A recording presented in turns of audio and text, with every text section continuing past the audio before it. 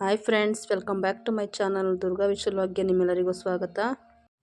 ಇವತ್ತು share ಮಾಡ್ತಿರುವಂಥ recipe ಮದ್ದು ರೋಡೆ recipe share ಮಾಡ್ತೀನಿ.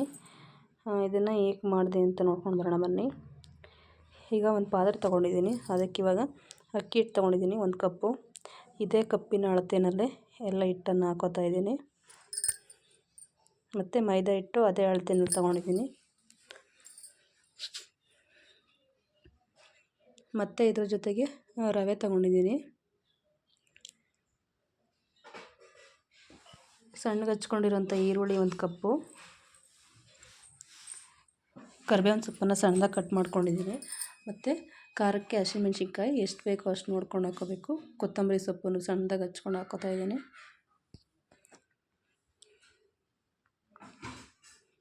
ಈಗ ಡ್ರೈ ಆಗಿಯೇ ಎಲ್ಲನೂ ಮಿಕ್ಸ್ ಮಾಡ್ಕೊಳ್ಳೋಣ. ಈರುಳ್ಳಿಲಿ ನೀರಿನ ಅಂಶ ಇರುತ್ತೆ, ಅದು ಸ್ವಲ್ಪ ಕಡಿಮೆ ಆಗಲಿ ಅಂತ ಈ ರೀತಿ ಮಿಕ್ಸ್ ಮಾಡ್ಕೊಳ್ಳೋಣ ಡ್ರೈ ಆಗಿಯೇ.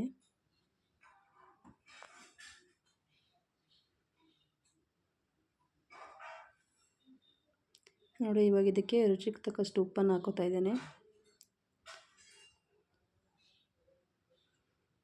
ಒಂದು ಬಾಣಲಿನಲ್ಲಿ ಎಣ್ಣೆ ಕಾಯಿಸಿಟ್ಕೊಂಡಿದ್ದೀನಿ. ಆ ಎಣ್ಣೆನೂ ಸಹ ಹಾಕೋತಾ ಇದ್ದೀನಿ. ತುಂಬ ಕ್ರಿಸ್ಪಿಯಾಗಿ ಬರುತ್ತೆ ಎಣ್ಣೆ ಹಾಕೋದ್ರಿಂದ. ಇದನ್ನು ಡ್ರೈ ಆಗಿಯೇ ಮಿಕ್ಸ್ ಮಾಡ್ಕೊಳ್ಳೋಣ.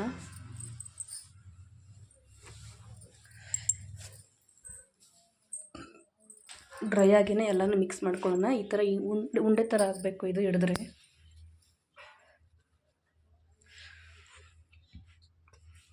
ಸ್ವಲ್ಪನೇ ನೀರನ್ನೆಲ್ಲ ಹಾಕ್ಕೊಂಡು ಇವಾಗ ಮಿಕ್ಸ್ ಮಾಡ್ಕೋತಾ ಇದ್ದೀನಿ ಹಿಟ್ಟನ್ನೆಲ್ಲ. ಇದ್ರ ಜೊತೆ ಕಡಲೆ ಬೀಜ ಕೂಡ ಹಾಕೋಬೋದು. ಮಿಕ್ಸಿನಲ್ಲಿ ಪುಡಿ ಮಾಡಿ ಹಾಕೋಬೋದು, ಮತ್ತು ಎಳ್ಳು ಬೇಕಾದರೂ ಹಾಕೋಬೋದು. ತುಂಬ ಟೇಸ್ಟ್ ಬರುತ್ತೆ. ರೋಡ್ ಸೈಡಿಗೆ ಟ್ರೈನಲ್ಲೆಲ್ಲ ಕ್ಲೀನಾಗಿ ಮಾಡೋದಿಲ್ಲ, ಯಾವ್ಯಾವ ಎಣ್ಣೆಯಲ್ಲಿ ಬೇಯಿಸಿರ್ತಾರೋ ಅದನ್ನೆಲ್ಲ ತಿನ್ನೋದಕ್ಕಿಂತ ನೋಡಿ ಜಾಸ್ತಿ ಐಟಮ್ಸೇ ತಗೊಳ್ಳಲ್ಲ, ಮನೆಯಲ್ಲಿ ಮಾಡ್ಕೋಬೋದು. ಈ ಥರ ಮಕ್ಕಳಿಗೆ ತುಂಬ ಇಷ್ಟ ಆಗುತ್ತೆ ಈ ರೆಸಿಪಿ. ಮತ್ತು ಲಂಚ್ ಬಾಕ್ಸ್ಗೂ ಕೂಡ ಹಾಕ್ಬೋದು, ಸ್ನ್ಯಾಕ್ಸ್ಗೆ. ಕ್ಲೀನಾಗಿ ಈಗ ಸ್ವಲ್ಪ ನೀರನ್ನೆಲ್ಲ ಹಾಕ್ಕೊಂಡು ಎಲ್ಲನೂ ಕಲಸಿ ಇಡ್ತಾಯಿದ್ದೀನಿ. ಚಪಾತಿ ಹಿಟ್ಟಿನ ಅದಕ್ಕೆ ಕಲಿಸ್ಕೋಬೇಕು ಇದನ್ನು. ಈ ರೀತಿ ಮೇಲೆ ಸ್ವಲ್ಪ ಎಣ್ಣೆ ಹಾಕಿ ಇಟ್ಟರೆ ಸ್ವಲ್ಪ ಬನಿ ಬರುತ್ತೆ, ತಟ್ಟೋದಕ್ಕೆ ಈಸಿ ಆಗುತ್ತೆ.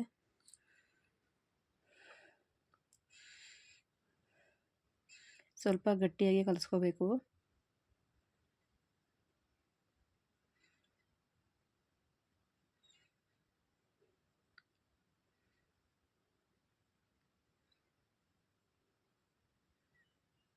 ನೋಡಿ, ಈ ರೀತಿ ಮಿಕ್ಸ್ ಮಾಡ್ಕೊಳ್ಳೋದೆ.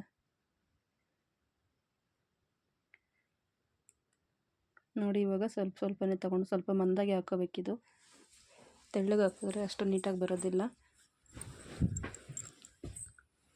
ಪೂರಿ ಹಿಟ್ಟನ್ನು ಅದಕ್ಕೆ ಈ ಥರ ಕೈಯಲ್ಲೇ ಹಾಕೋತಾ ಇದ್ದೀನಿ. ಎಣ್ಣೆ ಯಾವುದೇ ಹಸಿಟ್ಟೇನು ಬಳಸ್ತಿಲ್ಲ ಇದಕ್ಕೆ.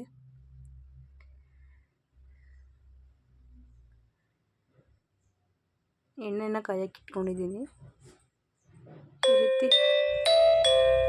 ಈ ರೀತಿ ಎಲ್ಲನೂ ತಟ್ಟಿ ಇಟ್ಕೊಂಡು ಒಂದು ಸರಿ ಎಣ್ಣೆನಲ್ಲಿ ಹಾಕಿ ಬೇಯಿಸ್ಕೊತೀನಿ.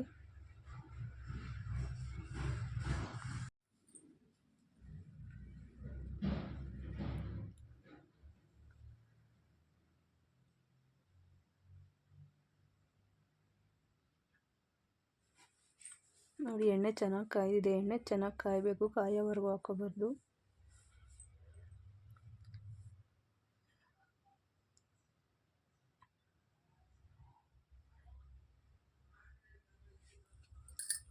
ಇವಾಗ ಹಾಕೋತಾ ಇದ್ದೀನಿ ನೋಡಿ.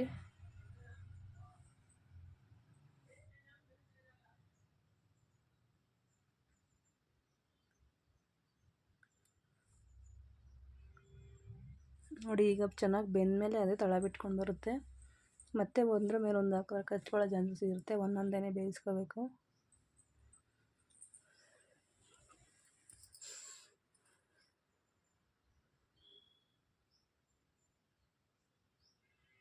ಎರಡು ಕಡೆ ಚೆನ್ನಾಗಿ ಬ್ರೌನ್ ಕಲರ್ ಬರೋವರೆಗೂ ಚೆನ್ನಾಗಿ ರೋಸ್ಟ್ ಮಾಡ್ಕೋಬೇಕು.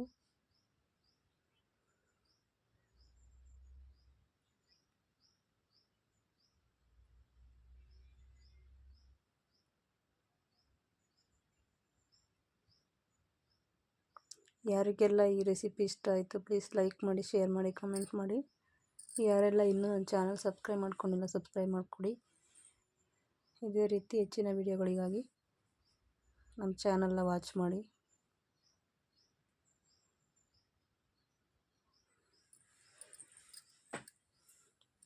ತುಂಬ ಟೇಸ್ಟಾಗೂ ಇರುತ್ತೆ. ತುಂಬ ಚೆನ್ನಾಗಿ ಬಂದಿತ್ತು ಈ ರೆಸಿಪಿ. ಒಂದ್ಸರಿ ಟ್ರೈ ಮಾಡಿ.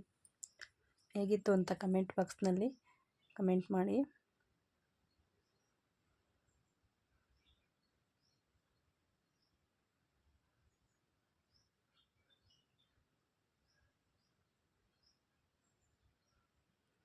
ಎಲ್ಲನೂ ಇದೇ ರೀತಿ ಒಂದೊಂದೇ ಬೇಯಿಸ್ಕೋಬೇಕು.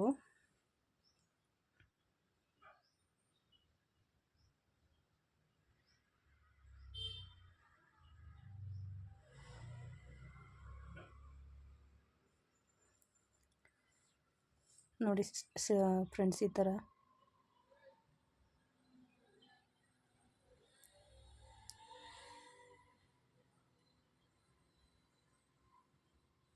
ತುಂಬ ಈಸಿಯಾಗಿ ಕೂಡ ಮಾಡ್ಕೋಬೋದು. ಜಾಸ್ತಿ ಏನು ಐಟಮ್ಸ್ ತಗೊಳ್ಳಲ್ಲ, ಮನೆಯಲ್ಲೇ ಇರುವಂಥ ಪದಾರ್ಥಗಳನ್ನು ಬಳಸಿ ಮಾಡ್ಕೋಬೋದು.